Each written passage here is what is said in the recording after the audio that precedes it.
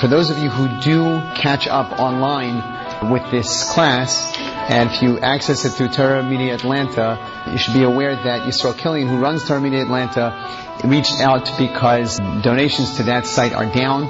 For those of you who do take advantage of it, I would suggest making a donation online when you do use it so that he can continue that site. We're starting a new book, Shmais. Here we go. The paper opens up with "We are now in Egypt," enumerates the 12 tribes of Israel. Our original 70 souls come down here, and we multiply exceedingly.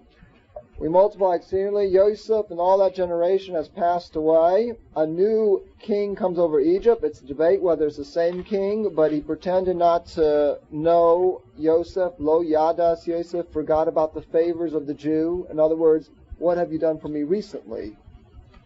Or whether it was a real new king. In the meantime, he has a solution to the Jewish problem, because Am B'nai Yisrael Rav Atzum Amenu.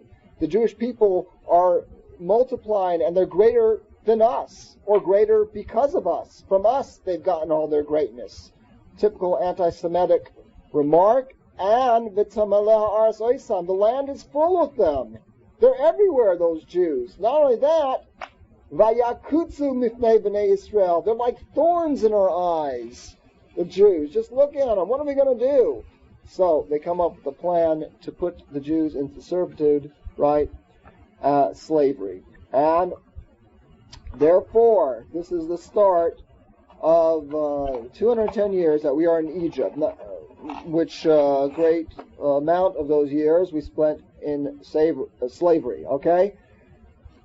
At this time, Paro has an eitzah. His idea, his decree is to kill the male children, and Shifra and Puah, who are none other than Yochad and Miriam, fear God, refuse to kill the firstborn, and God rewards them that kahuna, priesthood, and malchus, kings will come from them because of this, of their fear. It's tremendous self-sacrificing to defy a king's order, right? And yet they were protected. They were not put to death, which you thought, normal political situations would. So that was a miracle. Paro comes up with another edict. Throw all the males into the river, right? Throw all the males into the river, even the Egyptian males, by the way, because the astrologers saw that there would be a savior of the Jews, but they didn't know whether it was Jewish or not. Why? Why were they confused? Because Moshe was Jewish, the savior of Jews, but yet what happened? He was raised in Paro's court, right? So that confused them. Are you guys alive? Yeah. Good. All right. Beautiful Rashi, Lewis just quoted, right? They saw also that the Savior of the Jews would have a misfortune, a disaster through water. So they threw him in the Nile River. As soon as he hit the Nile River, it said the decree is off.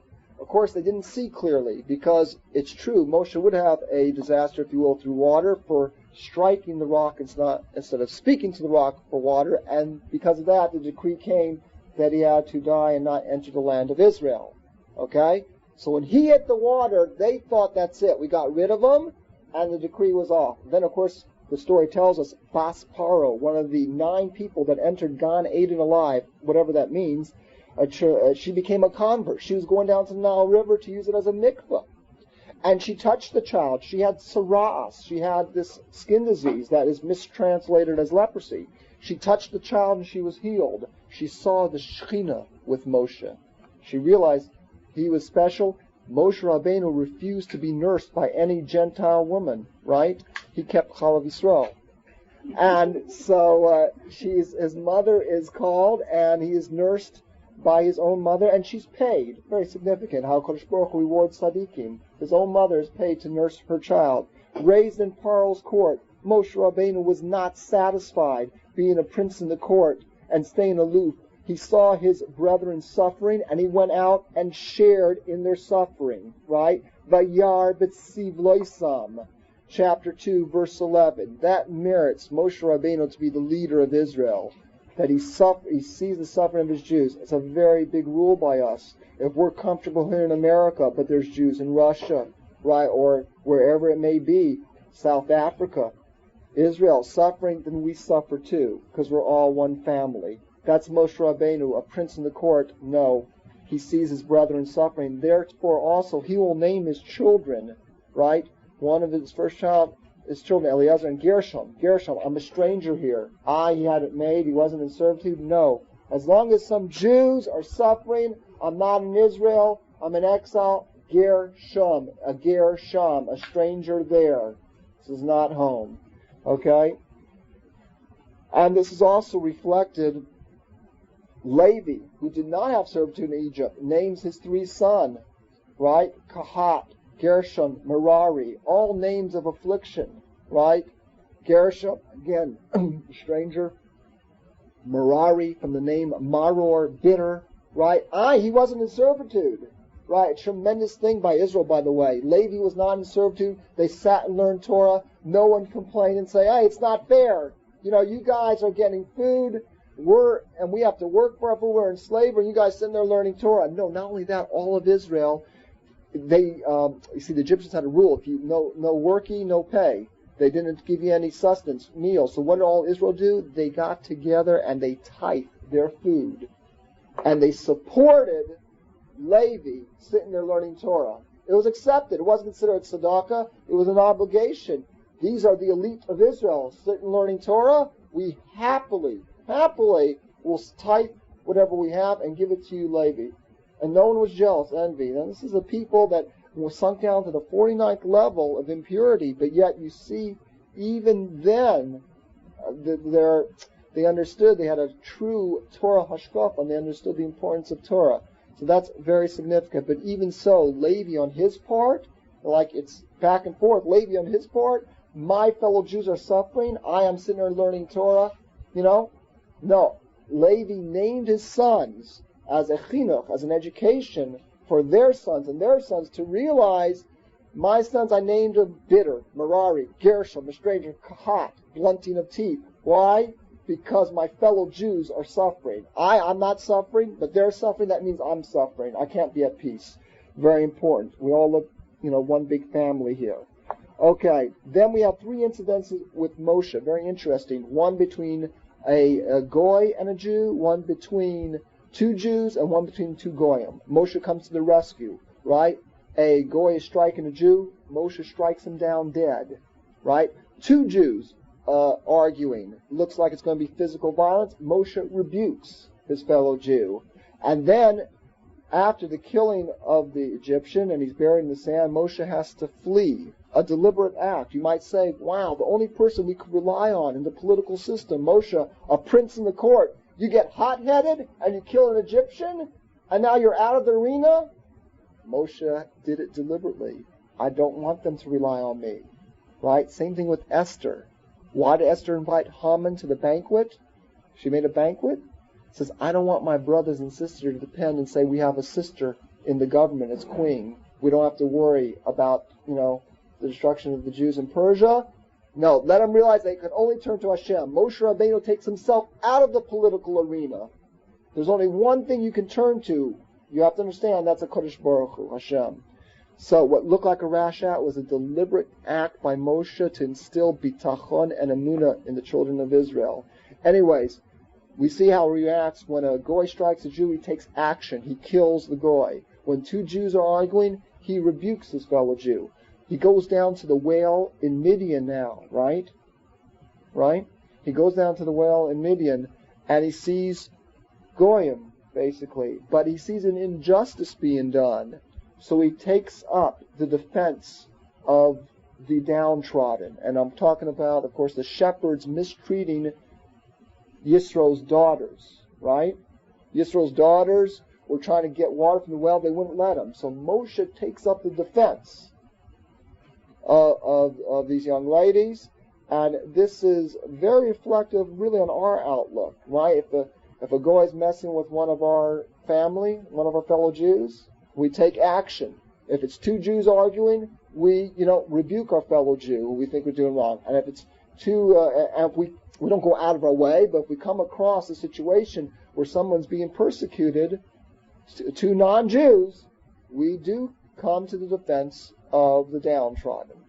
But there's a big, very fine line between going out of our way, marching in civil rights, and if something comes our way.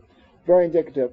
Moshe, of course, meets his destined mate, like Yaakov at the well, and also shepherds his father-in-law's flock. This is Zipporah. Okay, now he's shepherding Moshe is shepherding Yisro's flock, his father-in-law. Yisro, of course, was the priest who became a righteous convert, who worshipped every ideology and idolatry in the world and is seeking for truth.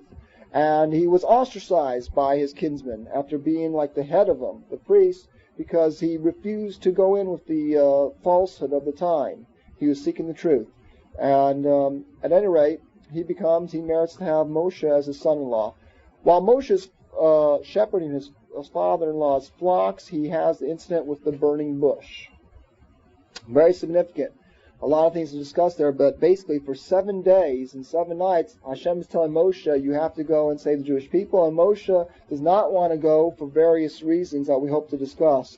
One, he did not want to take power over his older brother, Aaron, who was a prophet before him. He thought was more capable and should be given the honor. And some other reasons we'll discuss, but a main point here that the burning bush was a thorn bush. That Hashem appeared to it in that thorn bush was a symbol that we would survive.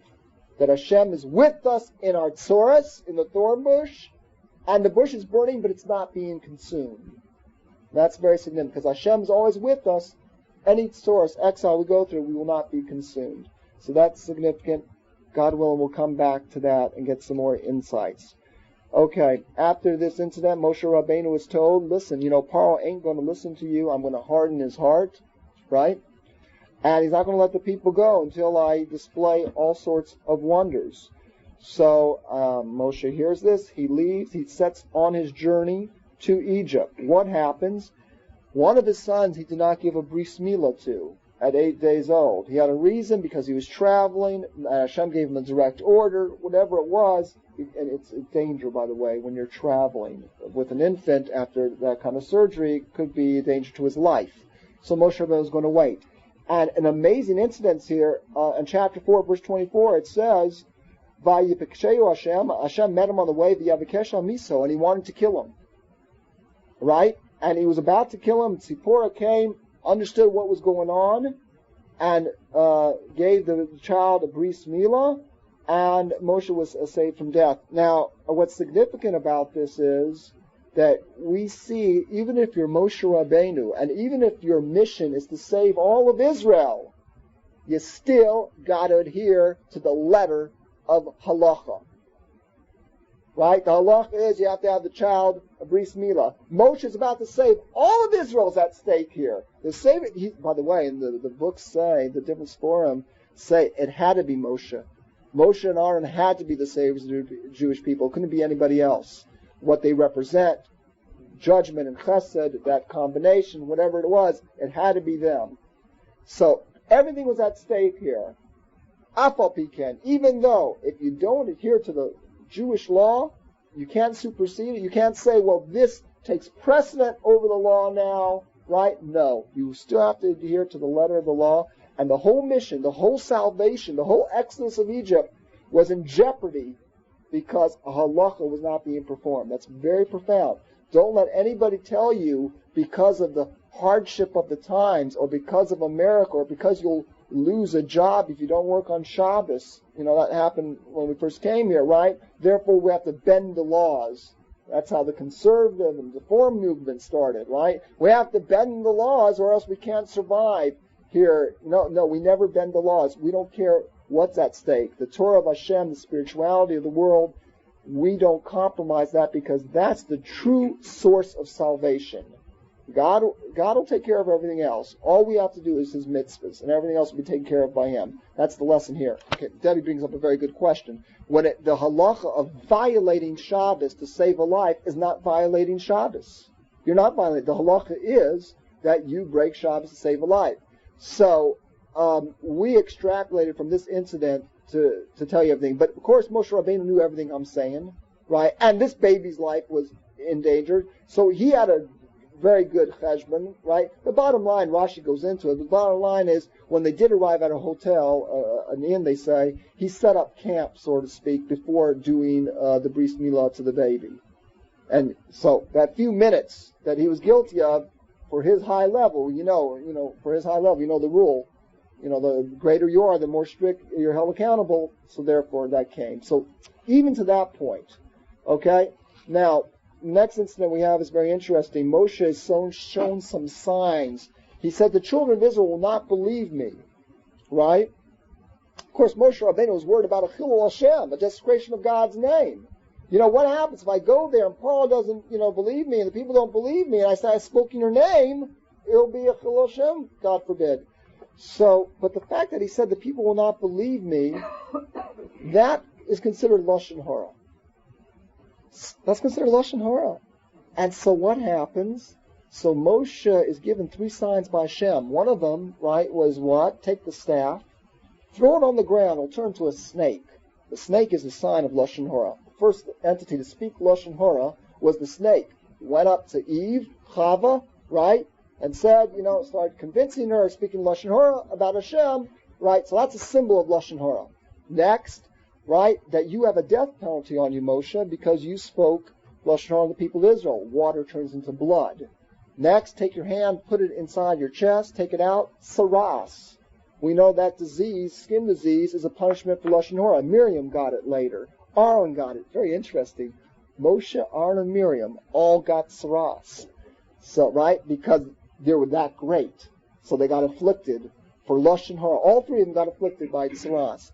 So why these 3 signs? Because now they'll believe you.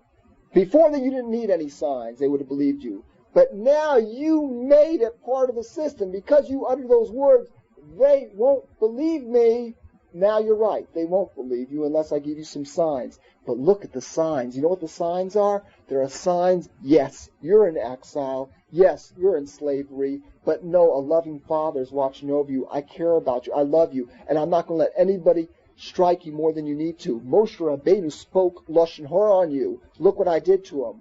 I struck him with 3 signs, right, of Lashon Hara. It's a display of love of HaKadosh Baruch Hu to the children of Israel. When they see that Hashem loves us, He even struck Moshe Rabbeinu, they will believe you. Now, the other question that's asked on this is, when these are presented to Hashem, it says, V'ya'amen ha'am, chapter 4, verse 31. They believed. Well, let me ask you, is that belief or is that proof? If I come up to you and give you 3 open miracles, that's not an idea of belief. That's proof. You just gave me 3 miracles. So you got to understand something. We'll try to hit a little bit more on this later. But the idea that the people saw miracles and recognized them as miracles, that's a belief. Because a person sees what they want to see. People who are stuck into science or evolution, all these things, they will look for any sign in the universe and twist and distort it to prove their logic. Right? Or, even more so, as we have written here in paperclip number 78, it says, the Goyim, what do? They look at miracles and they try to explain it in nature. Now, they'll see open miracles, like the generation of the flood. The biggest miracle there was, what do they say? Every 1,656 years, it's a nature. It's a natural happening. The skies collapse. Come, let's build old towers. Right? It only happened once, and they made it into a nature. Right? That's what they say. There's people in back of this meus thing called Hertz.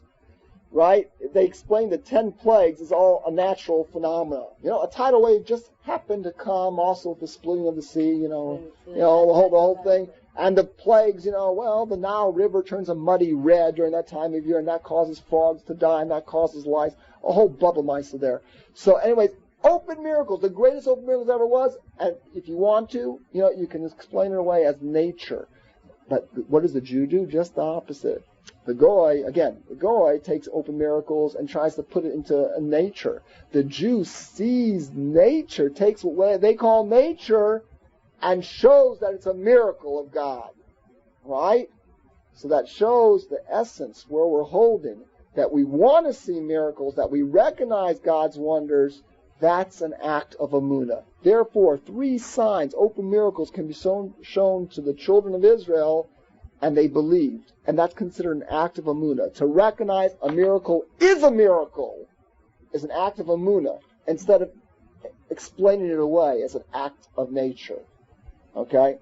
Therefore, Parsha continues, and Moshe Rabbeinu approaches Paro, and sure enough, just like Hashem told him, Paro chases him out, not going to feed the people, and the end of the Parsha, what does he do? Paro makes the workload worse. He makes the workload worse, and the children of Israel now have to gather their own straw. Same quota of bricks, we have to gather our own straw as the material to make the bricks.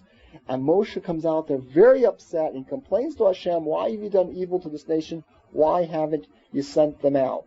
And Hashem says to Moshe, now you're going to see what's going to happen. Now, a lot of questions here. Number one, why did Paro, if he wanted to increase the workload, why did he not just have them build, let's say they had to build 100 bricks a day, just have them build 150 bricks a day? No, that's not what Paro did. He said, no, same amount of bricks, but you got to gather your own straw. So this is a tremendous psychological warfare, if you want to know. The idea that they were seeking spirituality, that they were asking to go into the desert for 3 days and serve God, right? So Paro knew that they, as long as they have time to meditate and think, into things, what life is about, he's in trouble. Let them have to worry about gathering straw. Don't provide straw. They have to continually connive and figure out ways where to get straw. Their whole mind, the whole day is occupied. What to do, how to get straw, right? And then what do when you're involved in something all the time, what happens? You're involved, like this woman, someone once came to the Lubavitcher Rebbe, one of the previous Rebbes, and he sold galoshes, those shoes, rubber shoes, galoshes, So he was constantly involved in it. I was always trying to figure out ways how I can make more money, marketing this and that. So Lubavitcher Rebbe says, I've seen many a foot in galoshes. This is the first time I see someone's head in galoshes. So same thing here. You constantly thinking about straw. They became straw heads, right? And at no time. So this Paro, by the way, in the Kabbalah is known as the Yetzer Hara.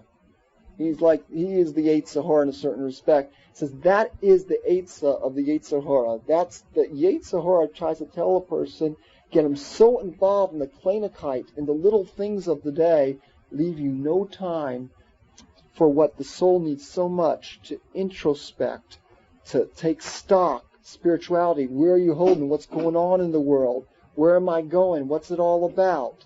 No, keep them busy, says the Yetzer Hara. Keep them busy. Marketing, careers, houses, vacations, anything, sports, TV, entertainment, right? Just keep them busy, right? Have that baseball season go right into the football season, go right into the basketball season, full cycle. You're always busy. Never have time to sit back and concentrate on spirituality, right? No time. And in general, we do this to ourselves. We don't have time. We don't have any time. With all the modern inventions and everything else, and everything's done quicker and faster and more efficient, and fax and lines and answering machines, right? All these things, and yet we're always running around. We're always late. And we never have any time to just stop. Stop! Think. What's going on? Where am I headed? That's the Eitzah of Paro. Straw. Where are you going to gather straw? Where am I going to get my next pleasure or vacation or the next gimmick? All the materialism of America, it can be a curse. It can be a blessing, but more often than not, it's a curse. It distracts us, right? Which tape cover? That one or that one? All these things, and you forget there's supposed to be a means to an end. It becomes an end in itself. It becomes an obsession, and you start losing your focus in life.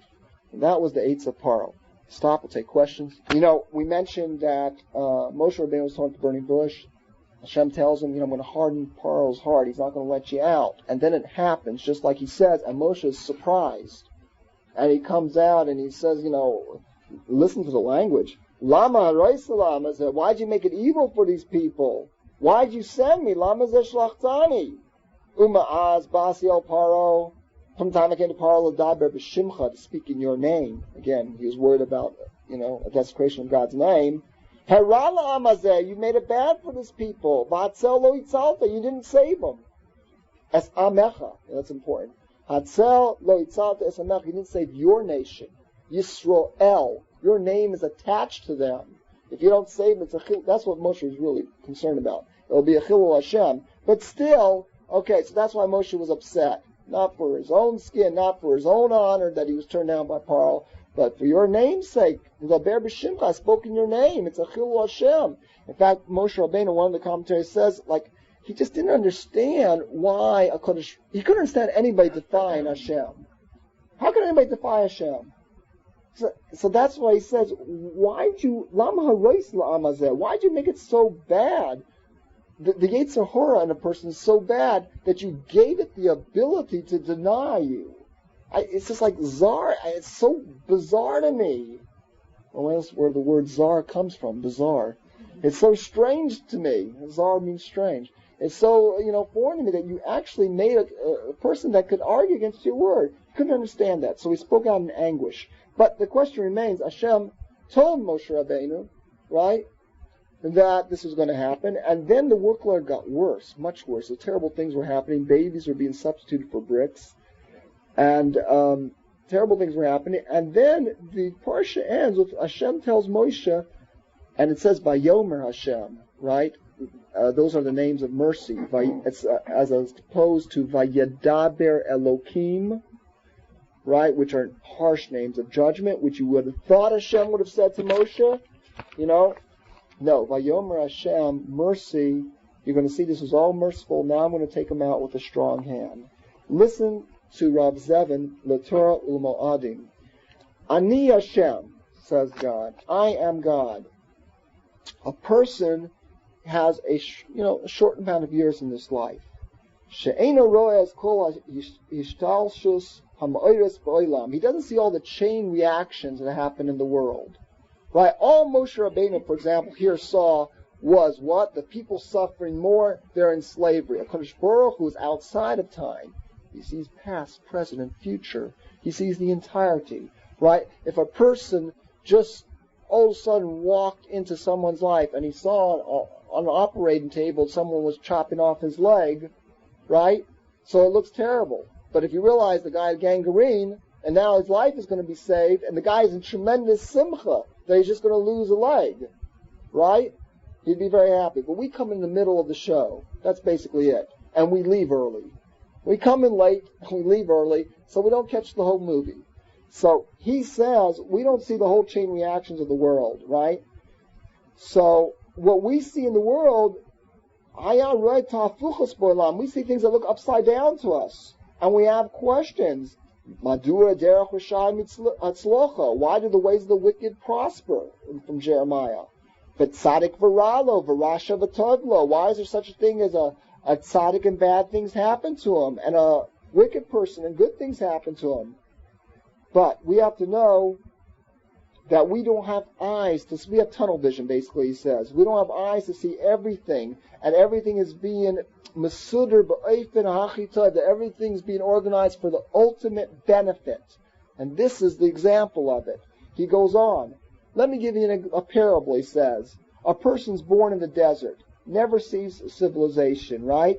All of a sudden he comes to a civilized area and he sees people taking good, healthy seeds and throwing them into the ground, right? And they sit there and they rot. Good, healthy seeds, right? So he sees them burying them in the ground and they sit in the rot, right? So he would think they're crazy. They're out of their mind. What is he doing? They have good, healthy seeds and they bury them in the ground, they're going to rot. But if he would stay around long enough, you'd realize I'm not crazy, and you'll see what would happen. And afterwards comes from that a wheat that's grown and cut down, and fine bread is made from it, the final process, right? But he comes in the middle of the scene, so to him it looks nuts. Okay? And that's what he says, that's what it means. It says in Bereshis. Hashem saw everything that he made was very good. What does it mean, very good? In other words, Kol asher asah, everything that he did, right? Not to be taken in exclusion, in inclusion, everything together, right? Because Hashem sees everything from the beginning mitchila v'ad soif, from the beginning to the end. Therefore, it's all toiv me'od. It's all very good. But mash einken b'nei adam ro'ek rak keta katza. We only see one little, area, right? We don't see the whole thing, so us it looks bad. So that's what Moshe said. We'll learn later, God willing, he went up, he says, Hashem, let me know your ways, right? So, HaKadosh Baruch Hu tells Moshe, you can't see my face, but you can see my back.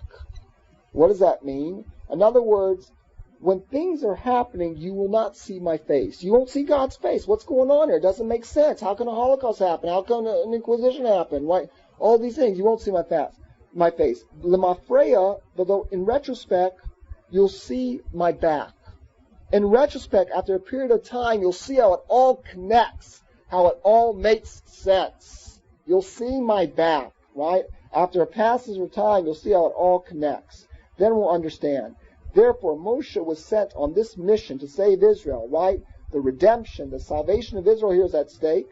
And what did he say? He was turned down, the work got harder. He said, you didn't save the people. Why'd you do evil to the people? So the Kodesh Baruch Hu answers him, V'yadaber Elokim. Those are harsh words. V'yadaber, harsh word. Elokim, judgment. Right? What seems to you the attribute of judgment, Vayomer alav ani Hashem. You should know, I am God. It's all really mercy. This is all merciful. Right? To you it looks like judgment, but the ultimate result of this extra work, in other words, it's going to end up for the ultimate mercy. Why? Really ultimate mercy. Because we were supposed to be in Egypt 400 years. And we got taken out 210 years. Why? Because we couldn't stay there another moment. We assimilated to such a point, had we been there one more moment, we'd have been to the point beyond return. Okay? We have an article in Torah Dixie on this. Okay, therefore, right, what Hashem do? 6 months. I'm going to make it so bad so that in quality, those 210 years is going to be like 400 years. A grand scheme Hashem has. What Hashem's hands, they're tied. What is he going to do? On one hand, Bnei Yisrael has us to be there 400 years, right? On the other hand, if they stay there another moment, they're completely lost. What will I do? I love my children. I'll save them now. But in order for 400 years to be fulfilled, they need that for the rectification, for their cleansing, whatever. We don't understand these concepts, right? I'll make these last 6 months very hard for their benefit, right? It's like, the final leg. You sprint, right? Whatever it is. And so therefore, that's for their benefit. These 6 months, Moshe, you're complaining about why has it gotten evil from? You just see what's happening now. But this is so they can get out forever. And they're out of there. So again, it's a big lesson to us. We only see a little bit. We don't understand why things happen, right? That's why we always call the redemption a matzmiach keren Yeshua. Matzmiach is like a blossom, a flowering, like a seed rotting in the ground, and then it blossoms, it sprouts. So sometimes our generation only sees the rotting in the ground. We don't see the results of that seed rotting, generations later blossoming, flourishing, right? So that's a very big rule that we learn from here, not to question Hashem's ways, why things are happening the way they're happening. In totality, they're all being organized, orchestrated for our ultimate benefit. Right now, we don't see the whole picture. The movie ain't over yet. Hang tight. Point. We don't have to have, the 400 years is counted from the birth of Isaac, from the birth of Yitzchak. And there was no servitude for, those first 190 years. Why? Because the Yitzchak and Yaakov and the holy tribes of Israel were on such a level that they recognized they were in exile without being struck on the body. Right? Physical persecution only comes to the Jew when he forgets that he's in exile. So the example's given is like a child in a coma, spiritual coma. So you slap him to wake him out. For his benefit, you slap him. Doesn't wake up. So you push him. Doesn't wake up. So you put him on a bed of nails. Hopefully, so that's us. Sometimes we go into a spiritual coma and we can't wake up. So the phrase that's used in Vayera, I'll take you out of Sivlos Mitzrayim, is an interesting word. The patience of Egypt is one of the ways you can translate it. I'll take you out of being able to tolerate Egypt. How bad do I have to make it for you to finally realize you're in exile? So there is something to what you're saying, right? So the Geula can only come, redemption can only come when you realize that exile is disgusting to you, that you can't tolerate it anymore. I can't take it anymore.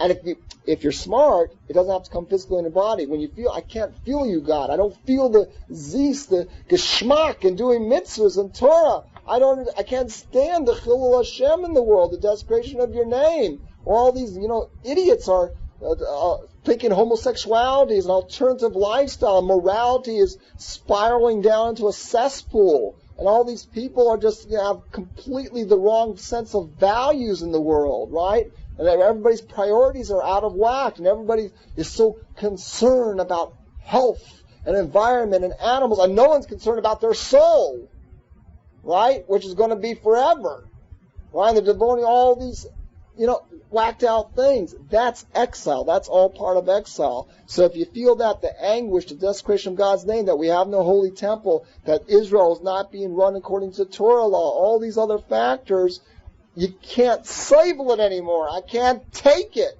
I can't take the lack of spirituality in the world. I can't take the fact that I can't feel your closeness. I'm wandering around like a blind mice, thinking the physical is the reality.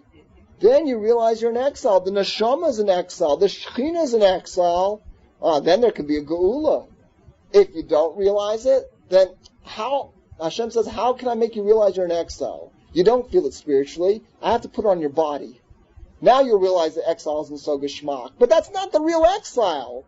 Not the main part of the exile. The main part of the exile is the neshama, is the spirituality, not the physicality.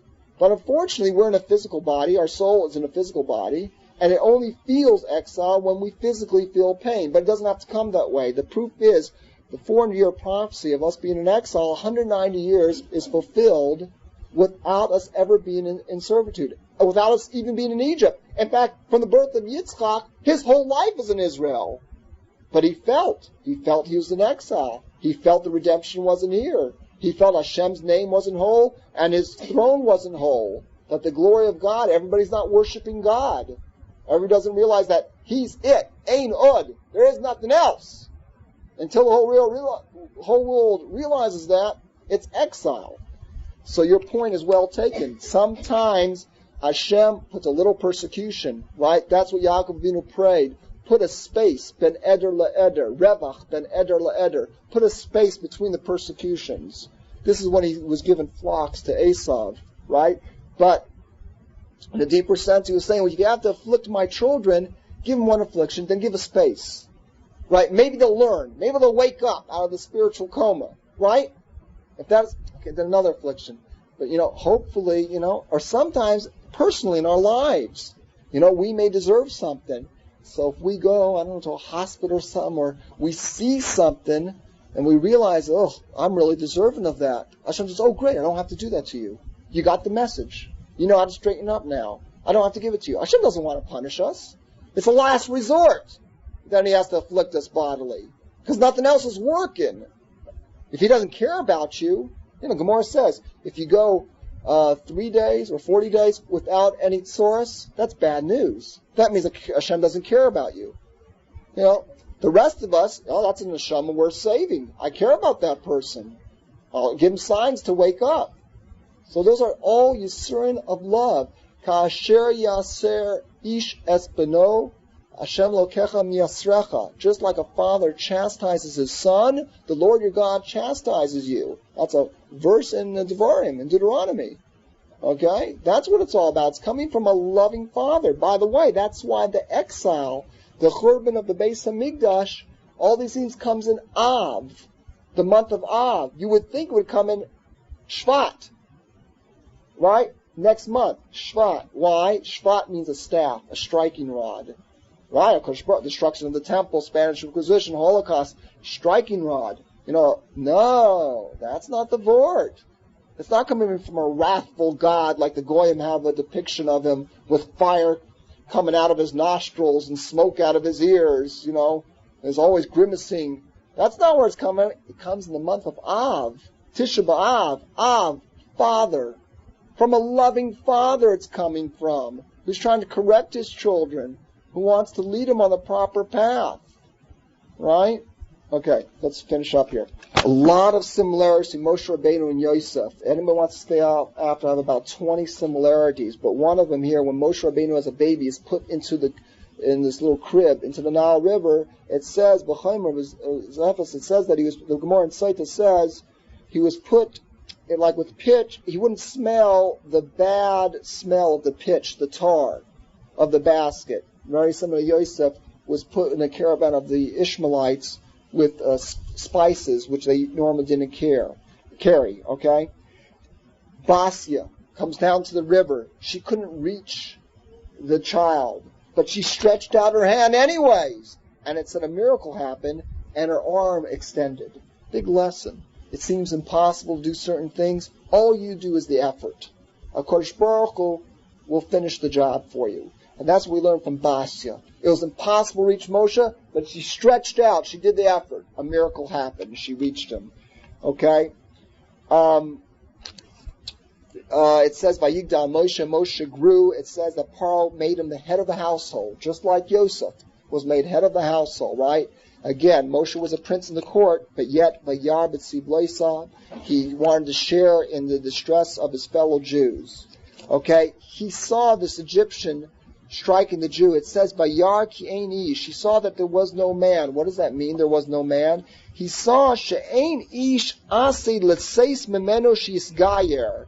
He saw that there would be nobody coming from his loins that would convert. So Moshe Rabbeinu struck him down with Hashem's name. Hashem's name. He used Hashem's name Kabbalistically and struck him down dead. In other words, this is important because you see certain people who seem evil and are prospering in the world or are being saved and are not destroyed, it could be because something's good going to come from their loins. They could have a righteous convert or a righteous person come from them. Or they could have a righteous ancestor protecting them. Okay, so Moshe saw that in this case that wasn't so, and therefore he struck him down. Okay, a second. Chapter 4, verse 22. Ko amar Hashem b'ni b'chayr Yisrael, my firstborn son Yisrael. Like it or not, you're going to hear these phrases, and I'm going to rub it in because we need it rubbed in. We don't like to hear that we're the chosen nation. We're the Am Segula. We're the treasured nation. Hear it, believe it, be proud of it. Also realize it gives us an extra sense of responsibility. You got to be proud. You got to hear these words and love it. Love it. B'ni b'chayr Israel, my firstborn son Israel.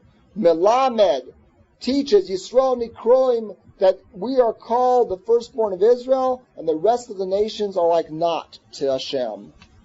Okay, there is creations, yeah, but compared to us, they're like not. That's the key, compared to us. Okay? Next. Sephorno says, your word, by the way, chapter 1, verse 11, L'ma'an anoisa b'sivloisam, they were afflicted in order to be afflicted, so to speak.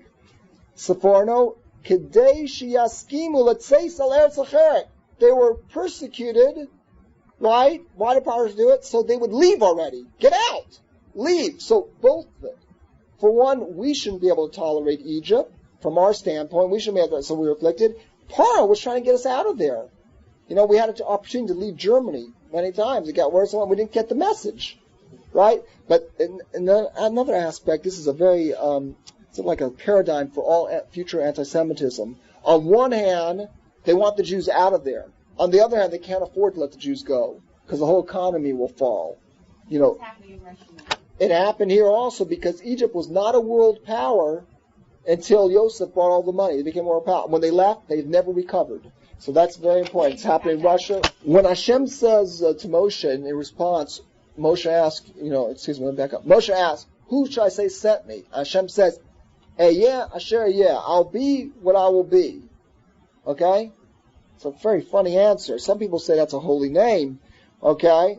But in other interpretations, or Chaim, for example, says he was telling Moshe Rabbeinu for all generations, yeah, I will be with, like I'm with Israel right now in this exile, Asher, yeah, that's the way I'll be with them in all other exiles. Therefore, right, the bush in flames, representing Hashem's presence. I'm with my children in their suffering, both in this exile, yeah, Asher, yeah, and all future exiles. Moshe Rabbeinu didn't want to redeem the Jews. That's a Pella. We know no one loved the Jews more than Moshe Rabbeinu. He put his life on the line time and time again to get repentance, to get atonement for the Jewish people after the golden calf, after the spies, right? So you would think Moshe is approached by Hashem with the burning bush. Time for redemption. Moshe would go, Gavaltic, let's go. No, he argues for 7 days, 7 nights.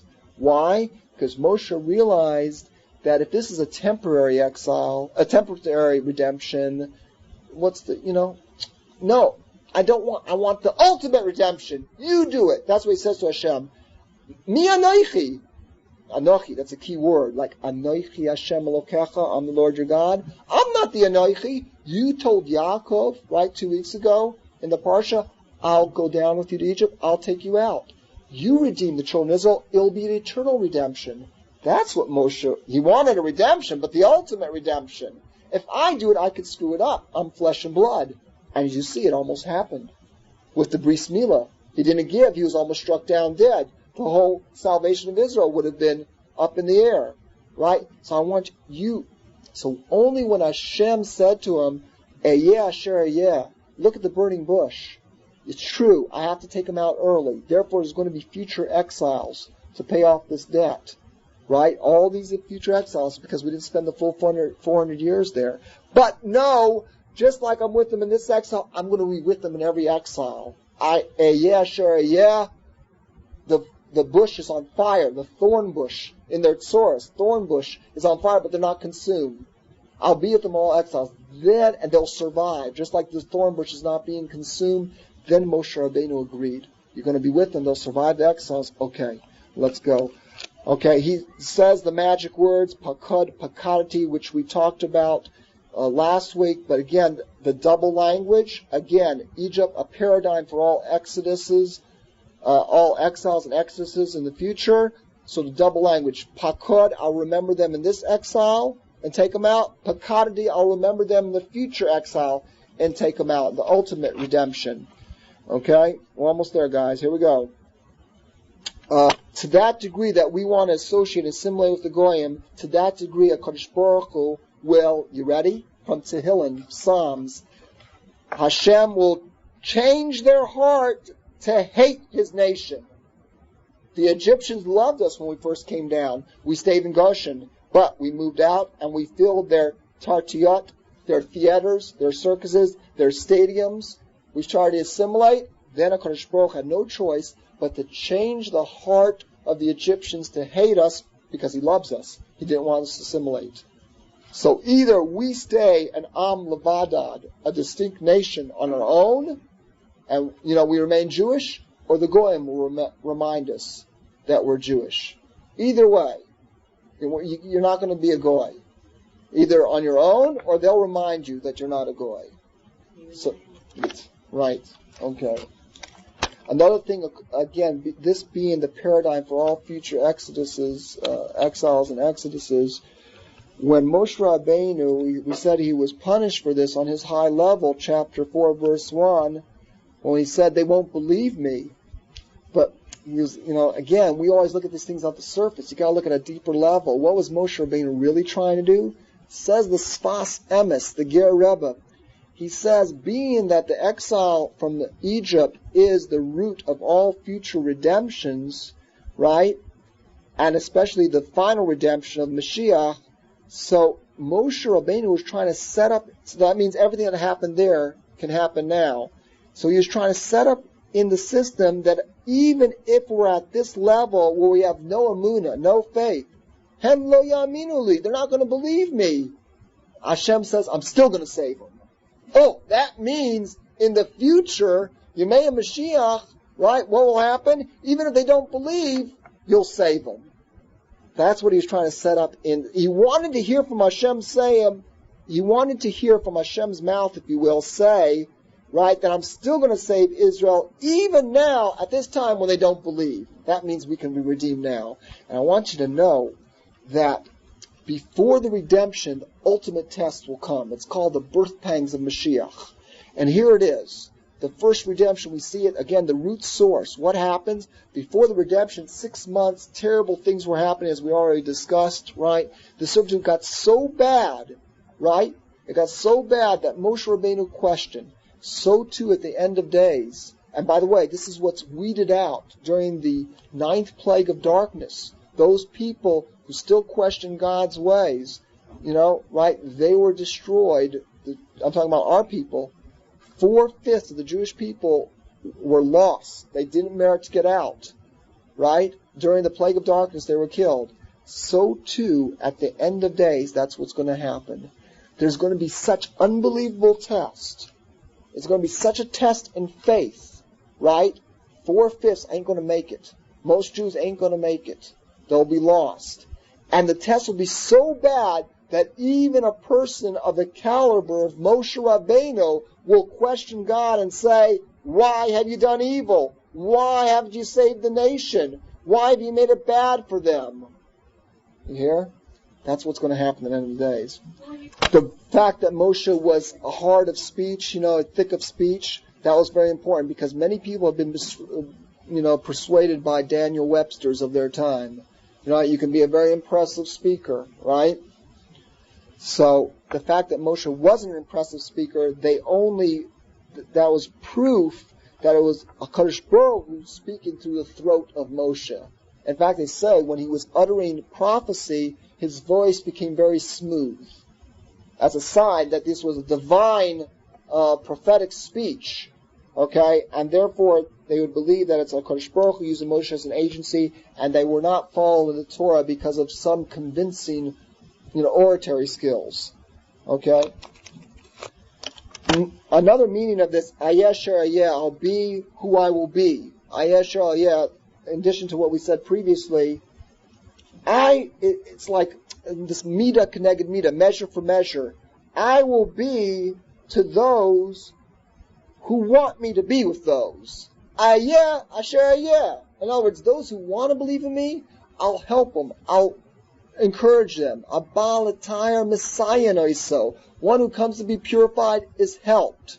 But those who don't want to be, the door is open for them to sin. Ayeh in Elu Sherotzim Kiyem Itam, says Maimonides, Rambam. Right? I'll be with those who want me to be with them. And they'll see, and therefore a person can look at the creation of the world, right, and see God everywhere. Right? Because, I'll be with you who want to be with me, right? On the other hand, a person who wants to see evolution and believe that from a worm came a fish, a dog, whatever it is, he's, for him probably it's a good proof that he thinks that way. His brain's no different than a worm. Okay. Going back on this thing, we just have to emphasize from Shabbos Shurim and Silas Yesharim, this is a very famous book of Musar. It's translated in called Path of the Just. Rabbi Chaim Luzzatto on this idea of Paro not giving this the straw hat business that we talked about before. You have no time to contemplate, to ponder, and you're completely obsessed, whether it's Israel, obsessed by where to get straw, constantly worrying about it, or our own little Kleinigkeit in life. This steals, robs from a person to absorb the experiences of life, introspection, to contemplate, to ponder, right? To deprive, that's what the Yetzer Hara wants to do, to deprive one of the very faculty of thought, of any sort of meditation on what's happening in the world, from taking to heart the moral lessons that we receive each and every day. Because in the sheer chaos of living, the routine of living, of running from this place to that place, right? We have no time, no peace of mind. You can have time, but you have no peace of mind, for quiet meditation to think of what's going on in your life, where you're headed, what you should prepare for, right? We become so submerged in the details that the plan is obscured. The part occupies us at the expense of the whole. This phrase in chapter 3, verse 7. It says, Sa'akasam shamati. I heard their cry, says Hashem.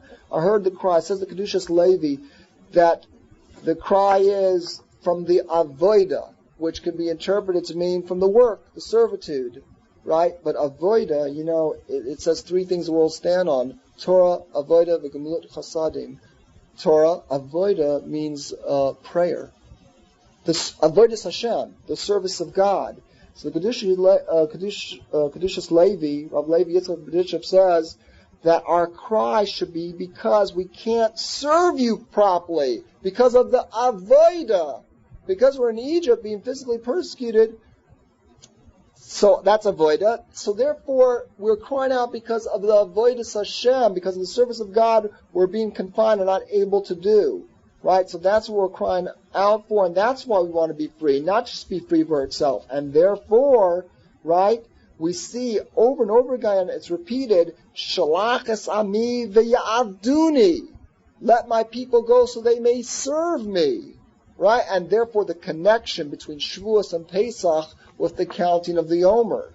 That the only purpose of coming out of Egypt of physical freedom is Shavuos, getting the Torah, so we can serve God. It's not just to be free for its sake, as an end in itself. It's a means to an end, to serve Hashem properly. It says, if you notice in the physical world, it's always a reflection of what's happening in the physical world. The physical world is always a reflection of what's happening in the spiritual world. For example, a fruit. Usually, outside, like a nut, has a husk, has a shell.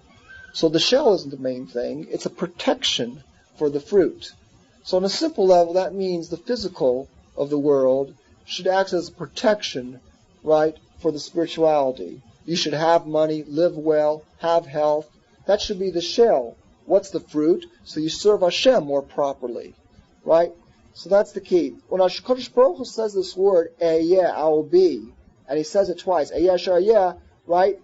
So Kedushas Levi says on this that the main idea of why HaKadosh Baruch Hu sends any sort of trial or tribulation to anybody individually or to the nation of Israel as a whole is only for the fact that he's going to give them good afterwards. In other words, a lot of times we don't appreciate good unless we have it bad. The contrast, right?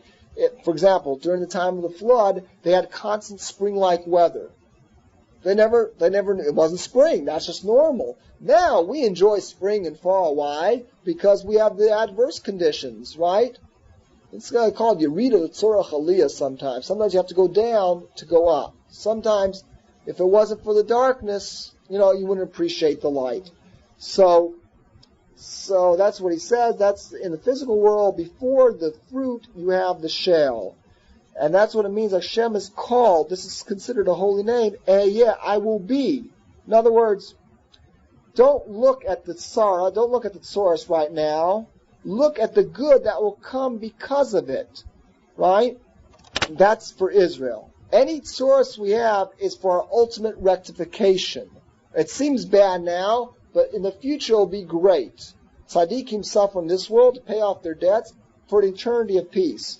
He says by the Goyim it's just the opposite. Hashem first gives them good, right? But at the end they'll have nothing, right? They'll have nothing but source.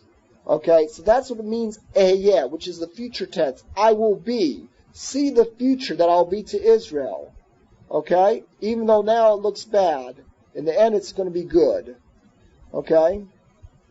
So when Moshe Rabbeinu asked Kadosh Baruch Hu, basically, he saw him in the burning bush, he saw Israel in exile, why is this happening? What's your name? Who should I say sent me? What attribute of yours? Hashem answered him, Ehyeh. That you should realize that the main idea of this source in tribulations is only for the purpose that afterwards I'm going to bestow good on them. Right?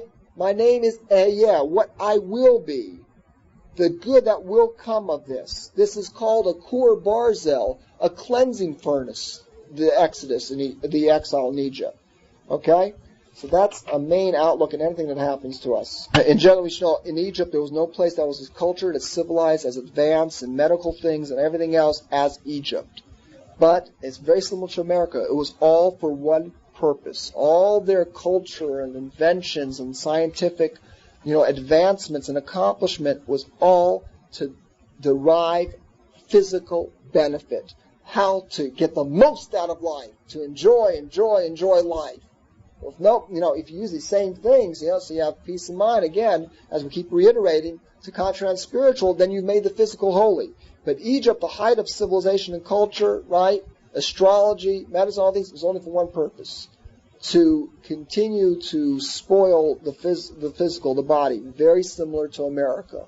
The good life, the gashmias, the materialism, as it ends in itself. Okay? Another example of what we just said previously, look, what I will be. Look at the results of the source. Right? Like a person has an operation. Seems terrible, but the results of it's going to be good. Person takes a bitter medicine. The results are going to be good. Why was Sari Menu abducted by Paro? Why was Yosef, she tried to seduce him? Ashes Potiphar. So listen to this. The only reason for that, or one of the main reasons, is to root within us. This was a Maseh of Simon Labonim, that we'd be clean of any immorality, both the males and the females in Egypt, which was the most immoral nation. So therefore, what did Hashem do? He caused Paro to take Sarah. He caused the incident with Yosef, with the wife of Potiphar, right? And they remained clean to set it up in the system, that all the males and females would remain morally pure in Egypt. So look at the future. It seems like an affliction. It seems terrible what Sari Menu had to go through, Yosef had to go through, but it was for the ultimate benefit again. So all their descendants could remain clean in Egypt. Again, we see this reoccurring theme over and over again. But there's a certain advantage of people, for example, from South Africa and Russia, because they realize there's an exile. America is a blessing and a curse. All this being everything good, and everything basically limited anti-Semitism, right? Lulls you into a false sense of security. But this is exile. I want to tell you two things here about remaining distinct. It says, but Tamaleh Aras Oisan, that the land was filled with the Jews, right? Chapter 1, verse 7. Another way of looking at that is the land was, Tamaleh Aras Oisan, the land of Egypt was completely in the Jew. We were completely filled with Egyptian culture. It entered us fully, right? And therefore we needed a Yitzias Mitzrayim, a going out of Egypt. No, that literally means Yitziat Mitzrayim would be going out of Egypt. Yitziat Mitzrayim means an Egypt going out of us. We had to get the Egypt out of us. Thank you for listening to Torah Media Atlanta. Won't you consider making a donation to help support this important work? Just go to TorahMediaAtlanta.com and click on the donate link. Thank you very much.